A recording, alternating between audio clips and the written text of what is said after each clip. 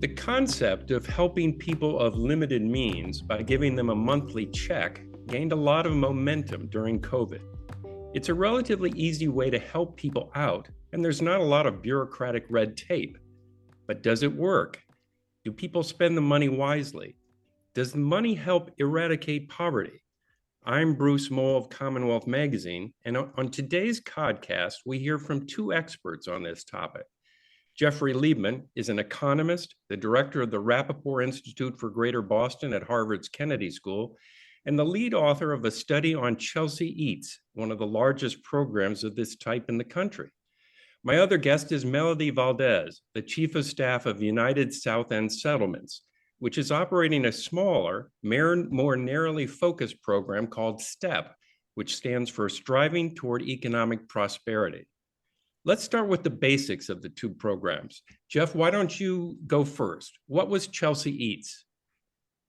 When the COVID pandemic hit in early 2020, Chelsea was hit as hard as anywhere in the country, both from a health standpoint and from an economic standpoint, in part because it's a heavily immigrant community, and there were many people living there who were not eligible for any of the federal safety net for unemployment insurance or the stimulus checks or SNAP. And so the city government found itself with a crisis because there were thousands of people who didn't have any income and couldn't feed themselves. And so initially the city government started producing boxes of food and giving thousands of boxes of food out each week to meet the needs in the community. But at a certain point, after doing this for about 5 months, the town administrator, Tom Imbrosino, said, this is just nuts. He was having the whole public works department employed ordering food, breaking it down into boxes and giving it out, even though there were grocery stores in Chelsea. And he said, why don't we just take all the money we're spending to buy food and to hire people to put it into boxes and give it out and just give people cash and let them go shop at the grocery store. And so that's what they did. They switched from providing direct food to instead giving about 2,000 households $400 a month. And the program went on for 9 months. That families were getting the cash cards that they could use. Melody, fill us in on STEP, if you would. Thank you, Bruce, and thank you, Jeff. I think STEP was very similar to the Chelsea Eats program in terms of how it came to be. During the pandemic, we recognized that our families were facing barriers that we were not able to support with the traditional programming that we offered. And we had seen the work come out of Chelsea, and we had been a part of the national conversation around guaranteed income as a strategy for supporting families. We also piloted a similar but strings attached kind of component to supporting families during the pandemic with funding that we had gotten from United Way, and the support there was very much families would tell us what they needed supports with, and then we would set up a group of folks that would look at families' needs and sort of prioritize and say, hey, we're going to give money to this family for food. And we created this set of priorities that were based on our own priorities as to how we felt money should be utilized, or families should be utilizing that money. And it didn't sit well with any of us. So I think when we had an opportunity to kind of look at the way that we were supporting our families, we wanted to do it through a more direct, no strings attached way, where we were really trusting families to be able to make decisions with the money that they were giving, recognizing that food supports or traditional benefits that families were receiving were not getting at the root of the issue. So we had the fortune of working with a small group of supporters. It started with 4 core funders, and those people leveraged additional support. So our program is 100% privately funded. We raised the funds, and then we looked at how do we incorporate this guaranteed income strategy within the programs that we were already offering at United South End Settlements. We offer early childhood education. We're a youth and economic mobility organization. So we wanted to make sure that the people that were benefiting from the guaranteed income program had children enrolled in our program, because we not only wanted to measure the impacts that it had on the families, but also the ripple effects that it had on the kids. So not only the impact on the adult, but also the impact on the children. So that's how the program came to be. And given the funding that we received, we were able to select 16 families through a randomized lottery to receive $800 for 18 months. We are 12 months into the program. So we are not at the finish line yet, but we have seen tremendous strides in some of the assumptions that we had when we started the program. And some of our assumptions were financial assumptions. We believe that families that were receiving the guaranteed income were going to reduce their debt, they were going to increase their savings, they were going to have added bandwidth to be able to make decisions and set goals that would set them up for future economic mobility. But then we also had some assumptions as to the impacts that it would have on children's social well-being. And we are seeing that at the 12-month mark. So you're seeing progress. Sounds like progress overall on the measures that you're looking at. Correct. Yeah. Okay. So listening to the two programs, there's obviously quite a few big differences between the two. Jeff, correct me if I'm wrong, but Chelsea Eats was $400 a month, whereas STEP was $800. The big difference is that it was targeting about 15% of Chelsea households. Chelsea Eats was, whereas STEP is covering about 16 families. So that scale is quite different, but it sort of seems like, now, Jeff, I've read your report on the program and how it came out, and it seems to have met the goals of what Tom Ambrosino, the Chelsea city manager, was looking for. The distribution of food by the city was rather cumbersome. This turned it over to residents to do on their own. And it seems like the money was spent primarily in the neighborhood. It was spent on food, and it improved a lot of that food delivery and food consumption stuff. But judging from your report, it's a little hard to say that it had profound impact on lives. Is that fair to say? Or, I mean, food is a pretty profound impact. I don't want to minimize that, but it's not like people moved out of poverty because of $400 a month. I guess that's what I'm getting at. What do you say? Well, yeah, I think, building on what Melody said, the nice thing about giving people unrestricted funds is you don't have to guess what they need. It's hard if you're sitting in City Hall. Do you need a housing program? Do you need a program to give out food? Should you be subsidizing diapers? What should you be doing?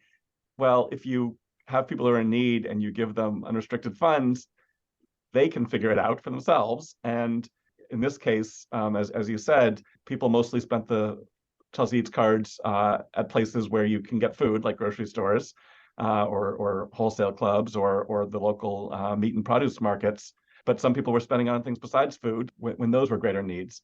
As to your question of whether things are profound, I mean, I think the thing to remember is at the beginning of the Chelsea Eats program, the level of food insecurity in this community was just horrific.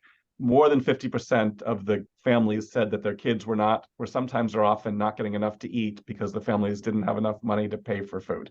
And so it seems to me making progress by having people actually get enough to eat is pretty profound. But you're right, this was a temporary program. People's needs were greater than the $400 they got from the program. And it would take more money for a longer time to end poverty in that group, and probably to let people fully realize, their potential from, not be constrained by resources. So I think what you said is right. I think to Jeff's point, and I think when we started the program, we recognized that this wasn't going to be the end all be all. Is 18 months where we're giving families a break, right? Like they're getting an additional $800 a month for 18 months. But for us, it was really important to think about what else, right? Like what else beyond guaranteed income could we be doing for families? And that's why we were really cognizant of the interventions that we offered as an organization, and how do we enable families to access those resources in addition to the guaranteed income. And then also we worked with the Department of Transitional Assistance. We worked with the Department of Early Childhood Education and Care. And thanks to the works of Chelsea and the city of Cambridge, we were able to receive waivers for families because we recognized that we didn't want this to replace the money that they were getting from other entities, but we wanted this to be in addition to. So I think that what Jeff is saying and what I'm saying is that we're seeing profound changes. Obviously, our impact is on a much smaller scale, but we are seeing profound changes. But we recognize that this is one piece of a larger puzzle. This isn't the only thing that's going to move the needle. Or I think that's our understanding. This isn't the only thing that it's going to move the needle, but it's something that feels very efficient. And I talk about this all the time. I think giving people money, trusting that they know what to do with those funds, and kind of replacing some of the overhead and the administrative costs of running the programs that historically have been run and putting the money in the hands of the people that need it most feels like it is the beginning of change. I hear that. And it seems like that's a conclusion of both the programs, that giving people money. I mean, I didn't espouse this, but this is what you hear, that people would be concerned that the money is just going to be frittered away on things that are not really that important. And Jeff, correct me if I'm wrong, but your study pretty definitively showed that was not the case, right? Right. We show that in two different ways. One is we can look at where the cards were actually spent, and we see that most of the cards themselves were spent, at either places where you could buy food or at places where you could meet other necessities. But then in addition, we can also show that total spending on food went up, because you could have imagined, well, yes, they're spending the cards on food, but that's freeing up their other funds to do something else. And so it's not guaranteed that the spending on food on net would have gone up, but we can show that that did happen. So yes, I think our study, I think, the two things people worry about in these kind of programs are, can we trust people to spend the money well? And I think the answer to that is yes. And then secondly, are they going to all stop working once you give them money? And our study also shows that that doesn't happen. So on both of those critiques, at least at the scale of the $400 a month in this particular community, the fears were not realized. Melody, do you track in your program pretty detailed how the money is spent, or do you take a hands-off attitude toward that? We actually debated this quite a bit at the beginning of how we're not doing it with gift cards. We're actually giving people checks with the fund. So we were like, are we going to ask people to self-report? Should we go the gift card option? And I think for us, it wasn't as important where they were spending the money. We wanted to understand the impact that the funds were having in their financial well-being. So that's where we're studying. We are not tracking where families are spending their money, but we are tracking how they're spending their money in terms of, is it supporting savings? Is it reducing their debt? Are families opening more college savings accounts for their children? Are they moving into stable housing? How is it impacting their ability to enter the workforce, to Jeff's point? Because I know that a lot of sort of the commentary that we got at the beginning of the program were people are going to stop working, and this is going to disincentivize the workforce. So we wanted to prove that that wasn't the case. And I think we are seeing 12 months into the program that has not been the case. More families have actually entered the workforce, also as a result of, naturally, right? Like families are entering the workforce after COVID. So our program kind of coincided with that, but we're seeing more families stay in the workforce, and also families taking promotions, families going for like the education path and looking at other opportunities for growth that they wouldn't otherwise have had the possibility to do because their income didn't allow them to do that. So I think that for us, we're not tracking where they're spending it, but more of the impact that the money is having on their overall well-being. Forgive me, this will be a reporter's type question that's asking way too much of the both of you. But so when people like me read about these programs, for instance, Chelsea Eats was addressing an immediate need, and to some degree, STEP was as well, both sort of reflections of the COVID time period and what have you. But they tend to get wrapped up in a larger debate about the best way to help people move out of poverty and just help people, I guess. That's a sort of simple way of saying it. And it's a little hard for listening to the two of you talk about the programs to know how to read this, whether it is a step. I mean, is it a baby step down a path, or is this something that sort of came with COVID, and if COVID ever goes away, might go away with when COVID goes away? What do the two of you think about that? Jeff, you want to go first? Sure. I think the research we've been doing points, I think, in three policy directions. One is, I do think in some emergency situations, we should be relying more on giving people cash and less on shipping in boxes of food and other things from other places. And, obviously in the first 2 days after a hurricane, if the grocery stores are closed, you got to ship in boxes of food. But pretty soon after that, if people are like jobless and, homeless or whatever, you should probably be giving them cash rather than shipping in more boxes of food. So I think there is a lesson on how to do emergency relief better.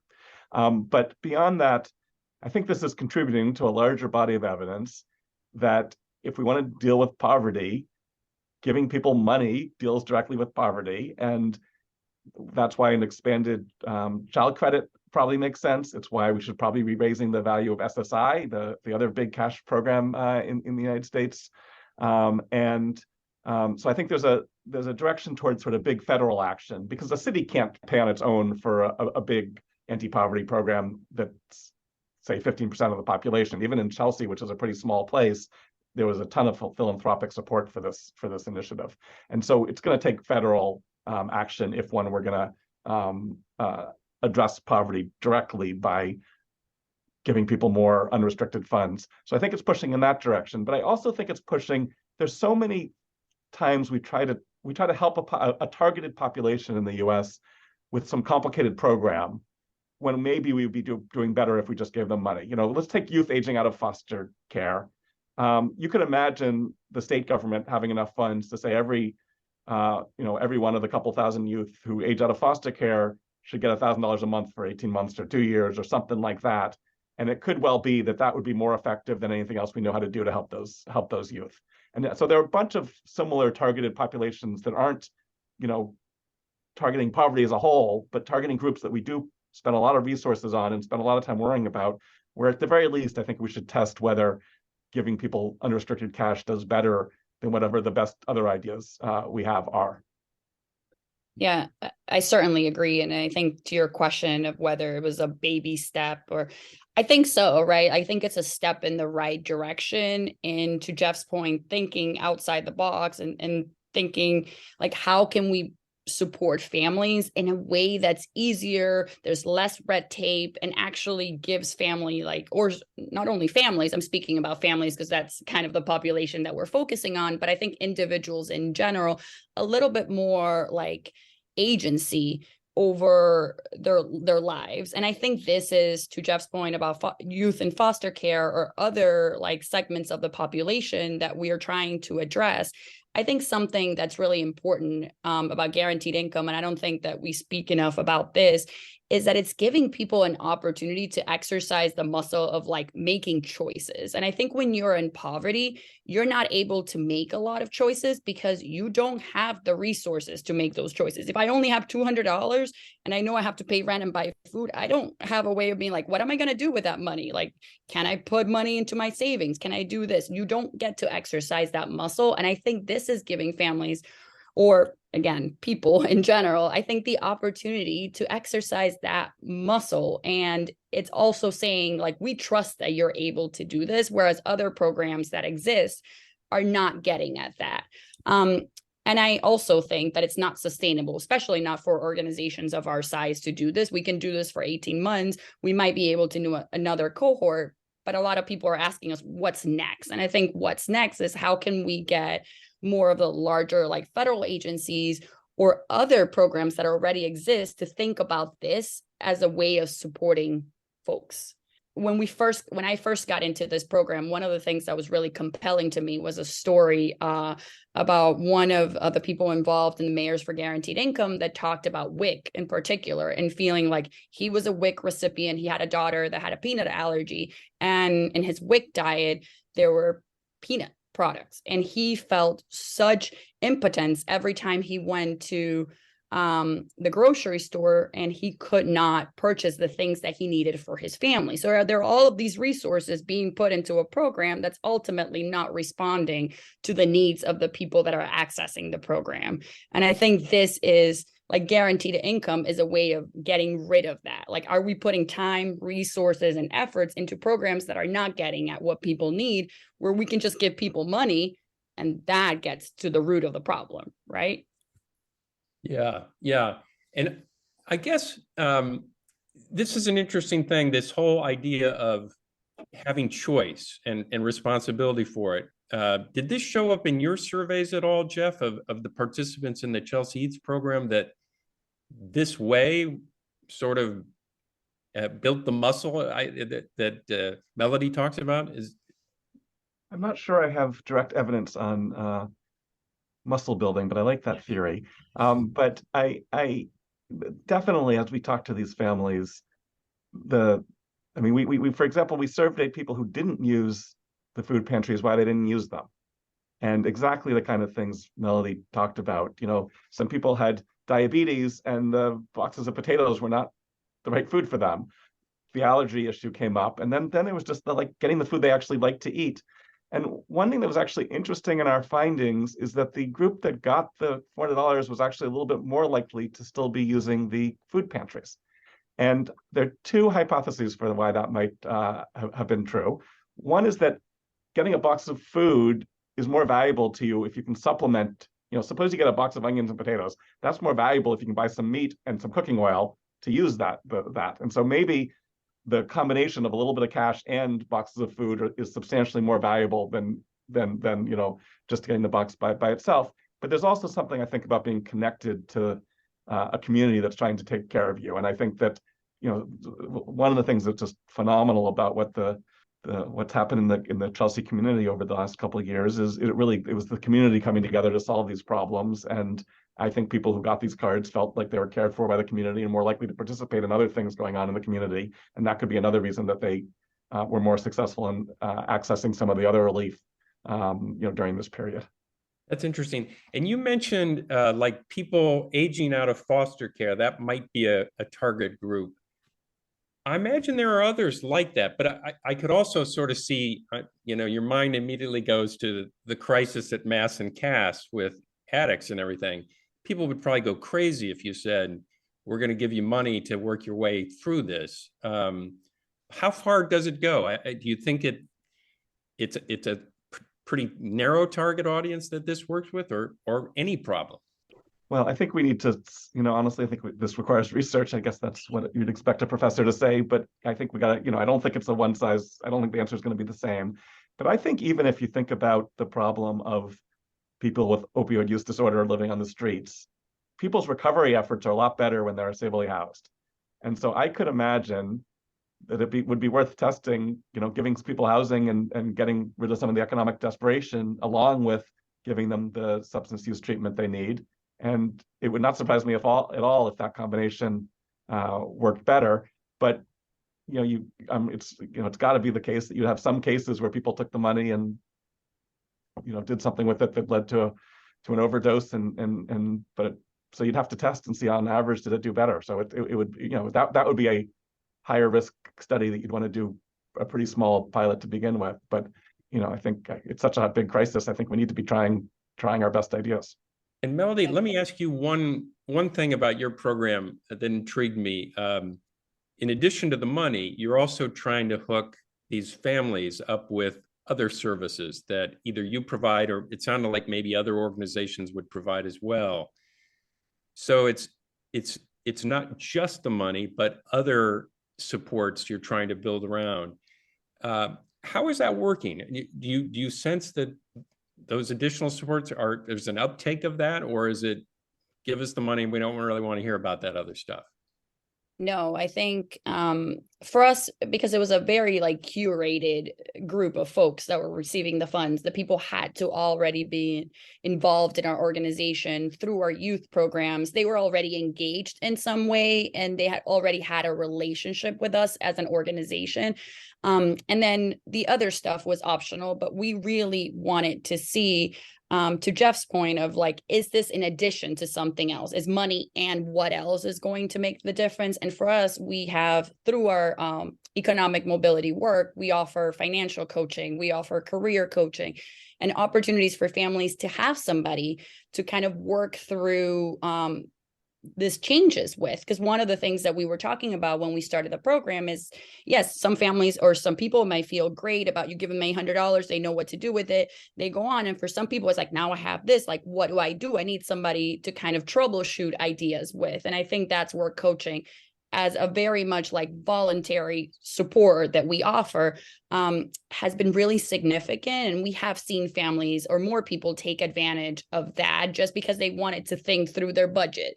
They wanted to plan for, we've been communicating since the beginning of the program, the fact that this is a temporary solution. It's a temporary support. We know that it's going to end come 18 months. So we wanted to make sure, because I think when we got into guaranteed income, one of our biggest fears was, and then what, right? Like, you're giving families $800 additionally for 18 months, then that money goes away.